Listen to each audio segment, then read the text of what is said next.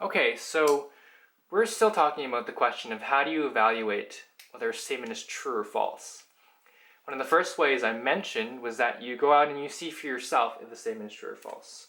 So let's bring back that statement. Spiffy has pink hair. What you did in the case of seeing for yourself, you just go out and look at Spiffy for yourself and check what color Spiffy's hair is. And you might have found that Spiffy's hair was actually red and not pink. So the statement turned out to be false. But sometimes the things that you're trying to evaluate, the things in the world that you're trying to see if they actually exist or not, they're not accessible to your five senses. You can't see for yourself. And in this case, this is why inference matters, right? So how does inference kind of work, and what's the basic idea behind inference? Well, there are some things in the world that you can't really see directly. You can't use your five senses to see it. So, you're trying to see what's going on there, but it's blocked from you because for a bunch of reasons. It might be really, really, really small. It might be something that happens inside a person's mind, right? Sometimes the very thing that you're trying to see is something that's happening inside a person's mind, and you can't really see for yourself what's in there. But sometimes, in order to get to these sorts of things in the world, we can look at a sort of intermediary object or thing. By looking at that, we're able to see something, say something about these other things, these things that we can't see directly. And how does that work? Why is it that when you have something that you can't see, by looking at something you can see, maybe you can find something out about the thing you can't see? Well, there's actually two terms that are valuable to I guess we should simplify it to just this one term for now. And that term is called correlation.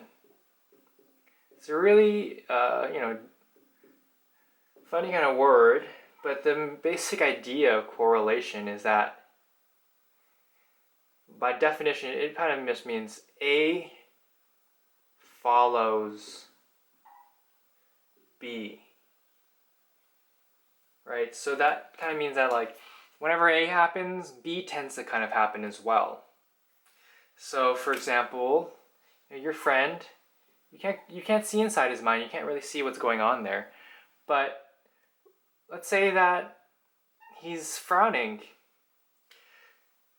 Because people who usually frown are also sad. It's something about going on inside their mind. Because that frowning is happening, it correlates with his sadness, your friend's sadness, right? So it tends to follow, or it tends to come in line with, in conjunction with the other thing happening. That's what correlation is. The idea is that because they tend to come together as a pair, if you see one, you can tend to trust that the other thing's also there as well. And that's kind of how we evaluate the things that we can't really see directly.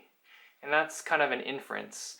It's where you take something that's obvious and you say something that's less obvious that you can't really see directly, because you know that there's a relationship between those two things. Right? So this is, you might know something that's very clear, it's really obvious to you. Exclamation mark, it's very clear. But then there's something that's less obvious to you.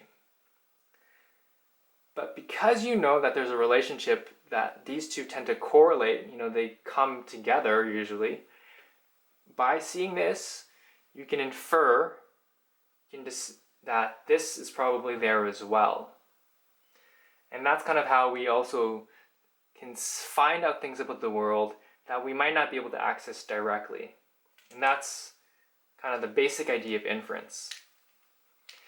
And of course, the whole concern with inference is, when is this relationship actually real and when is it not really there? You know, there's a big question whenever you're looking at things in the world of whether or not something has a relationship or whether or not it's just accidental. That, like,